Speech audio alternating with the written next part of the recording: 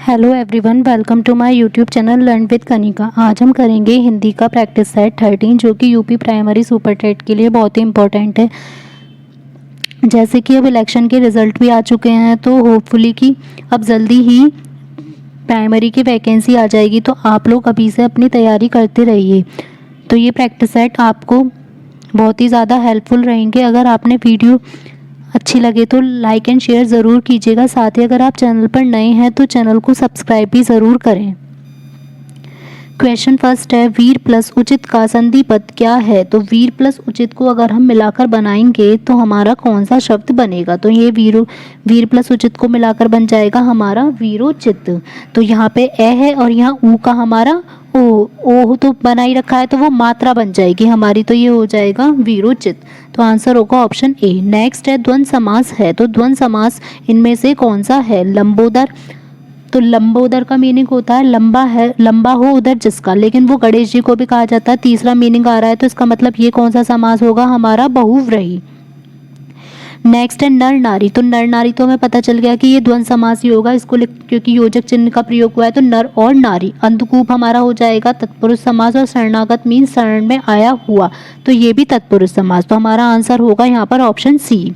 Next है, बेखटके में कौन सा समास है? तो बेखटके में जिसमें वे, प्रति, इस, यथा इस टाइप के शब्द हमेशा यूज होते हैं, तो हमेशा वहाँ पर समास होता है अव्ययी भाव समास। तो बेखटके में समास होगा ऑप्शन सी, अव्ययी भाव। निम्नलिखित शब्दों में वर्तनी के अनुसार शुद्ध शब्द का चयन कीजिए कि जो आनुशांसिक है वो किस टाइप से लिखा जाएगा? तो वो होगा हमारा ऑप्शन ए, ठीक, आनुशांसिक। नेक्स्ट है, कौन सा अर्थ सही है? छाती पर सांप लौटना। तो छाती पर सांप लौटने का हमारा बिल्कुल ठीक है, क्योंकि किसी से ईर्ष्या करना, किसी से जलन करना, वो होगा कि छाती पर सांप लौटना। बालू से तेल निकालना, नई तकनीक का प्रयोग करना, ये गलत है। हाथों के तोते उड़ जाना, मतलब पिंजड़े से तोते का निकल जाना, ये भी गलत है। हाथ पांव फूल जाना मीन्स एकदम हॉपलेस हो जाना, ना कि मोटा हो जाना। तो यहाँ आंसर होगा ऑप्शन ए, छाती पर सांप लौटने का मीनिंग ईर्ष्या करना। दिए गए शब्दों में भिन्न अर्थ वाला शब्द कौन सा है? हमें पता है कि खुशबू और महक दोनों का मीनिंग एक ही होता है, फ्रेग्रेंस। मनोहर और त्रस्त, तो मनोहर त्रस्त जो है वो एक दूसरे के सेम अर्थ वाले मीनिंग नहीं है, तो आंसर ये ऑप्शन बी तो गलत ही है हमारा। कांति और प्रभा भी ठीक है, बरस और साल भी ठीक है, तो यहाँ आंसर होगा ऑप्शन बी। नेक्स्ट है, अंतर्मुखी का विलोम शब्द क्या होगा? तो अंतर्मुखी जो होते हैं इंट्रोवर्ट पर्सन्स, और बहुर्मुखी इसका अपोजिट हो जाएगा तो एक्सट्रोवर्ट, तो आंसर होगा ऑप्शन ए। नेक्स्ट है, निम्नलिखित एक शब्द के बदले में अनेक शब्द दिए गए हैं, तो उनमें से कौन सा विकल्प सही है? नेक्स्ट ये रखा अनभिज्ञ। तो अनभिज्ञ का जो मीनिंग होगा वो क्या होगा? अनभिज्ञ का मीनिंग होता है जिसे किसी भी विषय की जानकारी ना हो, और जिसे अच्छी जानकारी हो तो वो आ जाएगा हमारा भिज्ञ, और इसका अपोजिट ही हो गया कि जिसे किसी विषय की जानकारी ना हो, अनभिज्ञ। तो आंसर होगा ऑप्शन बी। जहाँ शब्दों की आवृत्ति एक से अधिक बार हो लेकिन उनके अर्थ भिन्न हो, तो यहाँ पर शब्दों की आवृत्ति का है और एक से अधिक बार होनी चाहिए, उनके अर्थ भी भिन्न होने चाहिए। तो वहाँ पर हमारा कौन सा अलंकार होता है? यमक अलंकार, जिसका सबसे अच्छा उदाहरण है कनक कनकते सौगने वाला। तो उसमें कनक का यूज एक सोन और धतूरा दोनों अलग अलग वर्ड के लिए यूज होता है, शब्द की आवृत्ति भी होती है, तो आंसर हो जाएगा ऑप्शन सी। नेक्स्ट है, नीचे दिए गए अपठित गद्यांश को ध्यानपूर्वक पढ़कर पूछे गए प्रश्न का उत्तर दीजिए।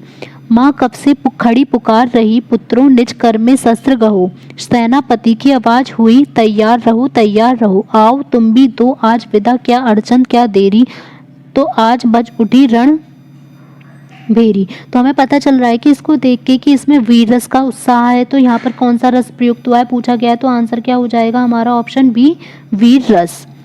नेक्स्ट है, हरारत शब्द स्रोत के आधार पर किस प्रकार का शब्द है? तो हरारत शब्द जो होता है वो कौन से टाइप का शब्द होता है? यह है विदेशी शब्द, तो आंसर हो जाएगा ऑप्शन सी। जैसे कि हम हरारत कहते हैं जब हमें हल्का बुखार होता है, तो हरारत वो विदेशी शब्द है। नेक्स्ट है, ऊष्म महाप्राण कौन सा है? तो इनमें से जो ऊष्म महाप्राण है वो होगा श, क्योंकि ऊष्म व्यंजन देखना होगा, उसी से हमें पता चल जाएगा। महाप्राण तो बाद में ही देखेंगे, पहले ऊष्म व्यंजन हमारे कौन से होते हैं? श, स, ह। तो ये हमारे होते हैं हमारा श और रगे श श श ह। तो इसमें ऊष्म व्यंजन पूछा है, तो इन तीनों में से तो कोई होगा नहीं, तो हमें पता ही चल जाएगा कि आंसर होगा ऑप्शन डी। नेक्स्ट है, संकर शब्द का अर्थ क्या होता है? तो संकर शब्द का अर्थ होता है कि जो कि दो भाषाओं के शब्द से मिलकर बना हुआ शब्द होता है, जैसे कि रेलगाड़ी। तो एक तो रेल एक अलग शब्द हो गया और एक गाड़ी, और दोनों को मिलाकर जो शब्द बना वो हो जाएगा शंकर शब्द। सुरेश ने कहा मोहन अब बूढ़ा हो चुका है, तो इसमें भाववाचक संज्ञा कौन सी होगी? तो ये जो सुरेश और मोहन है ये तो व्यक्तिवाचक संज्ञा है, यहाँ पर पूछिए भाववाचक संज्ञा, तो ये हो जाएगा बूढ़ा बूढ़ा। तो आंसर होगा ऑप्शन सी। इनमें से कौन सा शब्द सदैव एक वचन में प्रयुक्त होगा? जो हमेशा एक वचन में ही प्रयुक्त होगा। तो प्राण, आंसू और दर्शन ये हमेशा बहुवचन में प्रयुक्त होते हैं, लेकिन जो जनता है उसमें बेशक बहुत सारे लोग आते हैं, लेकिन हम तब भी उसे एक वचन में ही प्रयोग करते हैं। तो आंसर होगा ऑप्शन डी। पूर्णतः एक वचन सर्वनाम कौन सा है जो हमेशा एक वचन ही रहेगा? तो इसमें देखना है कि कौन सा एक वचन है। तो इसमें आप जो है ये भी बहुवचन हम किसी को सम्मान देने के लिए यूज़ करते हैं, तेरे, जो, लेकिन जो बिल्कुल एक वचन ही यूज़ हो सकता है तो वो होगा हमारा आंसर ऑप्शन ए, मेरे। निम्न में से कौन सी सकर्मक क्रिया है? तो सकर्मक क्रिया और अकर्मक क्रिया को पहचानने की आप ट्रिक जो अपलोड की गई है उसे भी आप ज़रूर देख सकते हैं शॉर्ट ट्रिक को आई बटन पर क्लिक करके। यहाँ पर देखना है कि अब सकर्मक क्रिया, तो सकर्मक क्रिया होगी जिसमें कि हमारा कर्म की ज़रूरत होती है। तो यहाँ पर है आना, जाना, लेना, मरना। तो जो सकर्मक क्रिया होगी यहाँ पर हो जाएगा आंसर ऑप्शन सी, लेना। नेक्स्ट है रीतिवाचक क्रिया विशेषण इनमें से कौन सा है? तो क्रिया विशेषण के अलग अलग प्रकार होते हैं, जो इनमें से रीतिवाचक होगा वो कौन सा होगा? तो रीतिवाचक हो जाएगा यहाँ पर ऑप्शन सी, कदाचित। नेक्स्ट है निम्नलिखित में से कौन सा उपसर्ग रहित शब्द है जिसमें कि उपसर्ग नहीं है? तो संयोग में सम उपसर्ग हो जाएगा, विदेश में वी और अत्यधिक में अति। लेकिन जो सुरेश है ये एक संधि का उदाहरण है, वो भी गुण संधि का उदाहरण, लेकिन इसमें कोई भी उपसर्ग नहीं है, तो आंसर हो जाएगा ऑप्शन बी। निम्नलिखित में से प्रत्यय युक्त शब्द कौन सा है जिसमें प्रत्यय का प्रयोग हुआ है? सादर, स्वभाव, सावधान, समझदार। तो यहाँ पे प्रत्यय युक्त शब्द हो जाएगा हमारा ऑप्शन डी, समझदार। तो समझ प्लस दार। नेक्स्ट है देवऋषि का संधि विच्छेद क्या होगा? तो देवऋषि का संधि विच्छेद हो जाएगा ऑप्शन ए, देव प्लस ऋषि। प्रतिदिन शब्द में कौन सा समास है? तो प्रति वर्ड आ गया, मीन्स हर रोज, तो प्रतिदिन में जो समास होगा वो होगा ऑप्शन सी, अव्ययी भाव समास। वाग्दत्ता में कौन सा समास है? तो वाग्दत्ता में जो समास हो जाएगा वो होगा हमारा तत्पुरुष समास, ऑप्शन डी। निम्नलिखित शब्दों में वर्तनी के अनुसार शुद्ध शब्द का चयन कीजिए। तो जो अंताक्षरी है वो बहुत बार पूछा जाता है कि किस टाइप से लिखा जाता है, लेकिन जो हमारा आंसर ऑप्शन सी है वो होगा आधा नय बनेगा और उसके बाद आधा तय बनेगा, तब याक्षरी हमारा आएगा। नेक्स्ट है अनिश्चितता के भाव को प्रकट करने के लिए कौन सा मुहावरे का प्रयोग, जिसमें मतलब पता चले कि अनिश्चितता है कि कोई भी चीज़ निश्चित नहीं है, तो वो हमारा हो जाएगा ना जाने ऊंट किस करवट बैठेगा। निम्नलिखित पर्यायवाची शब्दों में के जोड़ों में से जो बेमेल है उसका चुनाव कीजिए कि कौन सा हमारा जो बेमेल है, जो एक दूसरे के पर्यायवाची नहीं दिए गए हैं। तो द्विज और विप्र भी हमारा ठीक है, चपला और चंचल भी ठीक है, मीन और मत्स्य भी ठीक है, लेकिन मानव और दानव एक दूसरे के अपोजिट वर्ड हैं, ना कि पर्यायवाची। तो आंसर होगा ऑप्शन डी। विरोध शब्द का विलोम क्या होगा? तो विरोध का विलोम हो जाएगा समर्थन करना, तो आंसर होगा ऑप्शन सी। निम्नलिखित एक शब्द के बदले में अनेक शब्द दिए गए हैं। आत्मश्लाघी, आत्मश्लाघी का मतलब होता है अपनी प्रशंसा करने वाला, ऑप्शन सी। नेक्स्ट है एक ही वर्ण बार बार दोहराया जाए तो वहाँ पर कौन सा अलंकार होता है? तो अब यहाँ पूछा है वर्ण, अगर वर्ण बार बार दोहराया जा रहा है तो वहाँ होगा हमारा अनुप्रास अलंकार, जो कि ऑप्शन में नहीं है, तो आंसर होगा ऑप्शन डी, इनमें से कोई नहीं, और अगर होता तो आता हमारा अनुप्रास अलंकार। नीचे दिए गए अपठित गद्यांश को ध्यानपूर्वक पढ़कर पूछे गए प्रश्न का उत्तर दीजिए कि कविता में कौन सा रस है? जाओ पर संध्या के संग लौट आना तुम, चांद की किरण निहारते ना बीत जाए रात, कैसे बतलाऊं संध्यारी कुटिया में कितना सोनापन है, कैसे समझाऊं इन हल्की सी सांसों का कितना भारी मन है, कौन सहारा देगा देह दर्द दहा में बोलो, जाओ पर आंसू के संग लौट आना तुम, याद के चरम परखते ना बीत जाए रात। तो इसमें हमें दिख रहा है कि यहाँ पर जो है वो शायद प्रेमी और प्रेमिका का दिखाया गया है, तो यहाँ पर हो जाएगा, क्योंकि करुण रस तो है नहीं, कि बहुत ज़्यादा दुखी नहीं दिखाई दे रहा, ना ही हास्य रस है और शांत रस है ही नहीं, तो यहाँ पर बस अगर कन्फ्यूज़न होती तो करुण और श्रृंगार के बीच में, लेकिन जिस टाइप से इसकी लाइंस है तो यहाँ पर हमें पता चल रहा है कि जो रस होगा वो होगा श्रृंगार रस। नेक्स्ट है नीचे दिए गए अपठित गद्यांश को ध्यानपूर्वक पढ़कर पूछे गए प्रश्न का उत्तर दीजिए। मालूम होता है कि इसमें जो रेखांकित शब्द है, मालूम होता है कि आप वे सब बातें भूल गए हैं, तो ये किस टाइप का वाक्य है? तो ये सिंपल सा था, मालूम होता है कि आप ये सब बातें भूल गए हैं, तो ये इसमें सिंपल आ जाएगा हमारा सरल वाक्य। नेक्स्ट है गे से जो ज्ञानी होता है इसको वर्णमाला में क्या माना जाता है, तो इसको संयुक्त व्यंजन माना जाता है। तो आंसर होगा ऑप्शन ए। जिन शब्दों की व्युत्पत्ति का पता नहीं चलता उनको क्या कहा जाता है, जिनकी व्युत्पत्ति का पता नहीं चलता उनको कहा जाता है देशज शब्द। पहाड़ों के नाम किस संज्ञा के अंतर्गत आते हैं। अब यहाँ पर अगर पहाड़ पूछा जाता तो जातिवाचक संज्ञा हो जाती, लेकिन पहाड़ों के नाम है जैसे हिमालय, अरावली, तो ये सब आएंगे व्यक्तिवाचक संज्ञा में। तो आंसर होगा ऑप्शन बी। इनमें से कौन सा शब्द सदैव बहुवचन में ही प्रयुक्त होता है, तो बहुवचन में हमेशा प्रयुक्त होने वाला शब्द है यहाँ पर ऑप्शन सी बाल। वह गाय चराने जाएगा, इसमें कौन सा सर्वनाम है, तो वह गाय चराने जाएगा, तो वह का यूज हुआ है तो ये हो जाएगा अन्य पुरुष, या फिर ये भी हो सकता था ऑप्शन में पुरुषवाचक सर्वनाम। निम्न में से अकर्मक क्रिया इनमें से कौन सी होगी, तो जो अकर्मक क्रिया है तो यहाँ पर अकर्मक क्रिया हो जाएगी ऑप्शन डी रोना।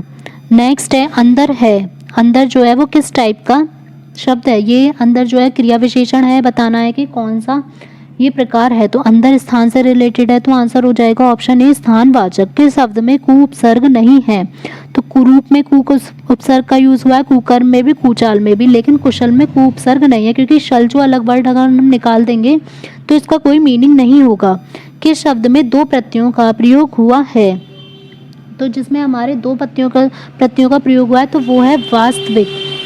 तो आंसर हो जाएगा हमारा ऑप्शन ए। नेक्स्ट है राजा प्लस ऋषि का संधि पद क्या बनेगा, तो राजा प्लस ऋषि का बन जाएगा हमारा राष्ट्री, ऑप्शन बी।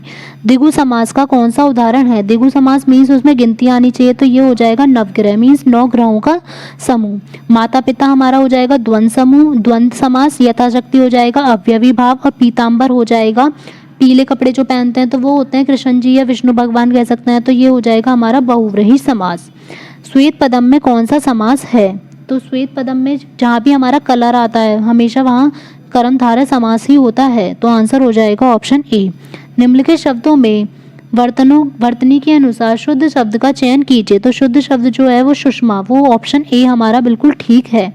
मूर्ख व्यक्ति के सामने ज्ञान की बातें करने के लिए जो मुहावरा है वो कौन सा यूज होगा, तो मूर्ख व्यक्ति के आगे ज्ञान की बातें करना मीन्स भैंस के आगे बीन बजाना, ऑप्शन सी। निम्न में से कौन सा अमृत का पर्यायवाची है, तो यहाँ पर अमृत का पर्यायवाची देखना है तो ये हो जाएगा हमारा रसाल, ऑप्शन डी। नेक्स्ट है आनंद का विलोम क्या है, तो आनंद का विलोम यहाँ पर हो जाएगा ऑप्शन बी विषाद। निम्नलिखित एक शब्द के बदले में अनेक शब्द दिए गए हैं, तो उनके विकल्प में जो सही है वह चुनना है। परालंबी, तो परालंबी का मतलब होता है कि दूसरों के सहारे पर रहने वाला। छंद शब्द से क्या आशय है, तो छंद का मीनिंग यहाँ पर क्या होगा, छंद का मीनिंग जो होता है वो होता है आनंद, और जो अलंकार होता है उसका मीनिंग होता है आभूषण, तो यहाँ पर आंसर हो जाएगा ऑप्शन ए आनंद।